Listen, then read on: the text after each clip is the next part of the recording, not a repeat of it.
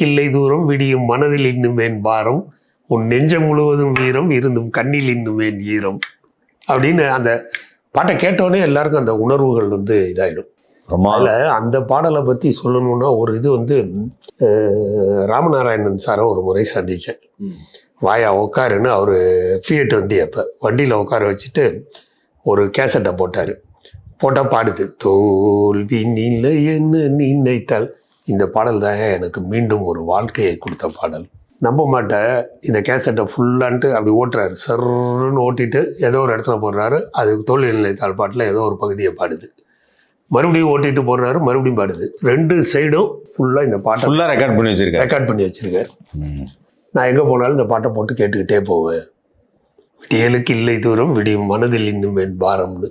அந்த அளவுக்கு அது இப்போ நம்ம தொழிலாளர் தினம் மே 1 நடந்த ஃபங்க்ஷன்ல தொழில் நினைத்தாலும் பாடுறாங்க.